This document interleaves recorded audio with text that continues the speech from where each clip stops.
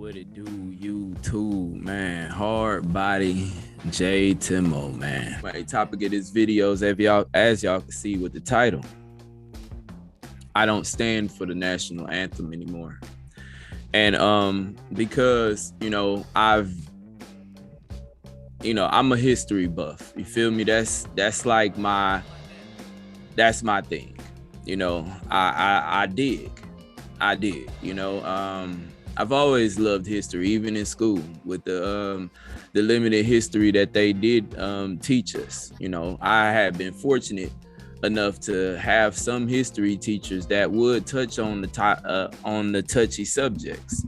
You know what I'm saying, that actually pointed in the right direction. So this here about the national anthem, you know what I'm saying? I don't stand for it anymore. I don't stand for it. I don't honor the national anthem. This has nothing to do per se with the country. This has nothing to do with the flag. It has everything to do with the song itself. You know what I'm saying? And before, I go any further, I want to give you guys a little, history of the War of 1812. You know what I'm saying? The War of 1812. At the beginning of the 19th century, Britain was fighting the French in the Napoleonic Wars. They hoped to cut off supplies from reaching the French, so passed the Orders in Council of 1807. This required all traders from neutral nations to go through British authorities first. The British were also removing seamen from US ships, many of them British-born, and forcing them to join their already overstretched navy. To counter the trade issues, US Congress passed a bill in 1810, promising that if either nation, Britain or France, dropped the trade restrictions with them, the US would cut off trade to the other nation. France was the first to take them up on this offer, and in November 1810, the US cut off trade with Britain. Meanwhile, the Americans had just purchased a vast amount of land from the French, who wished to expand into the disputed territories in between. However, in the Northwest Territory, the British were supporting the native resistance against American expansion. They aligned themselves with the Shawnee chief Tecumseh, who had united many tribes into an Indian confederacy. This persuaded many in the US government to demand war against Britain. War was declared in June 1812, and the Americans crossed into Canada straight away. However, they were halted and driven back by the British and the Indian Confederacy. The British pursued the Americans across the border and took Detroit. The US was able to counter and defeat the British Navy in the Great Lakes at the Battle of Lake Erie in 1813. This allowed the Americans to retake Detroit. They then defeated the Indian Confederation at the Battle of the Tent and were able to kill Tecumseh in the fighting. Meanwhile, the British were blockading the United States. During this blockade, they managed to block slave ships from entering the US and freed thousands of slaves. Britain also gave freedom to any slaves who crossed into British territory. Remember that. Remember that right there. The British hired slaves, allowed them to join their army in exchange for their freedom. Remember that. Which would join in the war against America. In Europe in 1814, Napoleon had been defeated and forced into exile. This allowed Britain to focus on defeating the US. British troops landed in Chesapeake Bay, took Washington, D.C., and infamously burned down the White House. In the South, the British were fronting the Red State Creek against the Americans in the Creek War. However, by August 1814, under Andrew Jackson, the Americans managed to defeat the Creeks and take over a vast amount of land. In September 1840, the British moved to the Maine successfully. However, in quick succession, the US was able to stop a British advance on New York and an assault on Baltimore. The latter battle gave the inspiration for the Star-Spangled Banner Corps. The British then decided to withdraw from the Northeast and prepared to attack New Orleans. However, peace talks had already begun by the end of 1814. The blockade was straining the American economy, and the British, who were trying to prevent European nations from taking territory from the French, did not see any advantage in pursuing a war with no real benefits. Peace was made in December. The Canadian border remained unchanged. The British agreed not to fund any Indian resistance to American expansion, and they had to give up the idea of an independent Indian nation on the border. However, unaware that a peace deal had been signed, the British attacked New Orleans in January 1815. The Americans, led by Andrew Jackson again, were able to hold them back. This final victory gave the Americans a feeling of national pride and success in the war, despite not really achieving any of their pre-war goals. In US politics, the war brought in an era of good feelings and helped bring an end to the Federalist Party. So yeah, man, The War of 1812 is when the writer, during the War of 1812, it lasted from 1812 to 1815. But in 1814 is when the defense of Fort McHenry, now is known as the Star-Spangled Banner, was written by Francis Scott Key. Now, Francis Scott Key was a slave owner. He was a district attorney in Washington, D.C., and he was Andrew Jackson's right-hand man. Throughout his career, Francis Scott Key fought for slavery, opposing abolitionists. You know what I'm saying? He was obviously a proponent for slavery, a racist. And this is the guy that wrote the Star-Spangled Banner. Mind you, the Star-Spangled Banner did not become the national anthem until 1931 by Woodrow Wilson, President Woodrow Wilson. You know what I'm saying? So, I'm going to show you guys the controversy. I mean, I'm not going to say controversy because it's not really a controversy. It is what it is. The infamous third verse that a lot of people really don't know about. You know what I'm saying? The infamous third verse. So we all know the first verse. This is the first verse that we all sing. We all sing this one here. You know what I'm saying? Oh, say, can you see? Body down early. Like, we've been taught this in school. Some people, some churches honor this, and, folks stand it in events and so on and so forth. But the entire time really didn't know what we were singing. A lot of people, I guarantee a lot of y'all didn't know that the Star-Spangled Banner, formerly known as the defense of Fort McHenry, has 4 verses. So the controversy lies here in the third verse.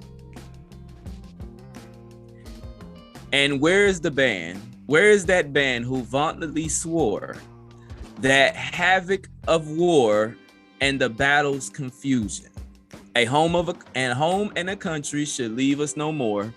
Their blood has washed out their foul footsteps, pollutions. No refuge could save the hireling and slave from the terror of flight or the gloom of the grave. Oh, and the Star-Spangled Banner in triumph doth wave, or the land of the free and the home of the brave. No refuge could save the hireling. You're probably asking, what was the hireling? The hirelings were the mercenaries. And obviously the slave that he's talking about was the colonial Marines that were hired by the British. Him being a slave owner, obviously despised those blacks that joined the British Army in exchange for their freedom. What a lot of you guys don't know is that blacks they wouldn't allow blacks to join the United States Army at that time. So why wouldn't the slaves in exchange for freedom, to get out of oppression, join the British Army against the United States? Obviously, Francis Scott Key was upset about that. He despised those slaves that fought for the British Army, and he clearly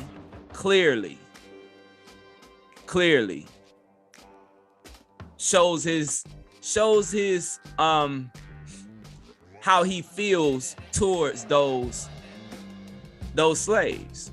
No refuge could save the hireling and slave from the terror of flight or the gloom of the grave. You pretty much wrote a poem. You penned a poem celebrating the death of slaves. Himself being a slave owner. Him himself being a district attorney in Washington, D.C. Him himself being President Andrew Jackson's right-hand man, and he opposed abolitionist cases on purpose.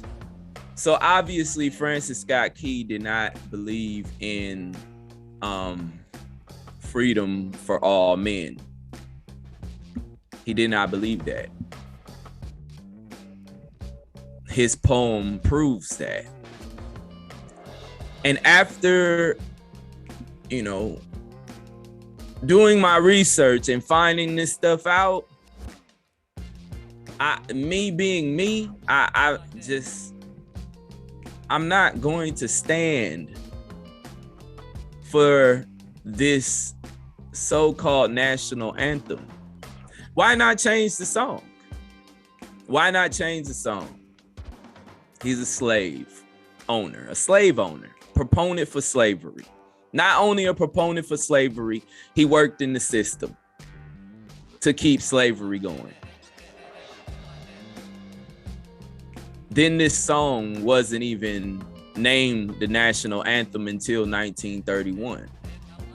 That's 100 and something years after it was penned. Why do we celebrate Francis Scott Key? That's my question, America. Why is real history being suppressed? Why not teach real history?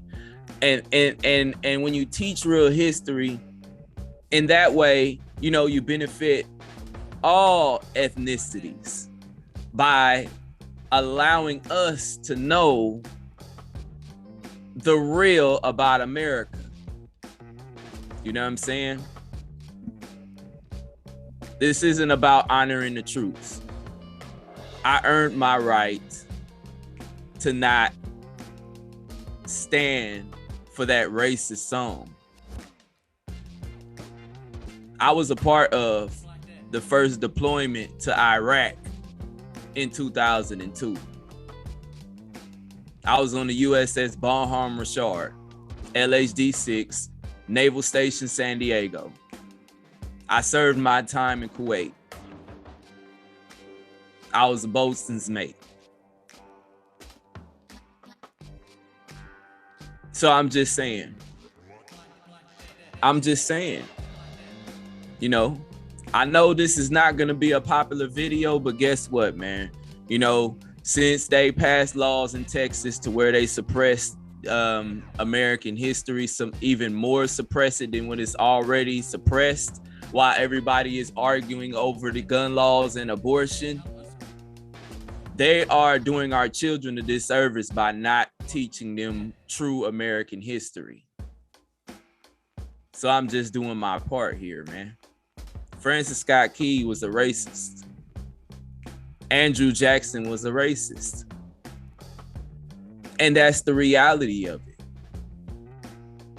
And for those that get upset when you see someone not standing for the national anthem, I suggest you do some research. Research and see why. See why there's an issue there. It's an easy search. You can look up Francis Scott Key. You can look up how blacks wasn't allowed to even join the United States Army. You know what I'm saying? And you can look up how blacks was hired by the British Army in exchange for their freedom.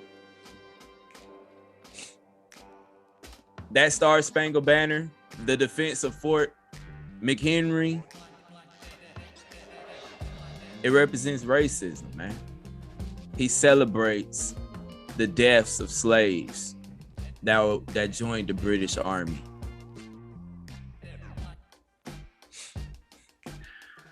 So yeah, man. Thank you guys for watching. Be sure to like, comment, and subscribe. Share this video with somebody, man. Educate somebody. You know what I'm saying? Educate somebody.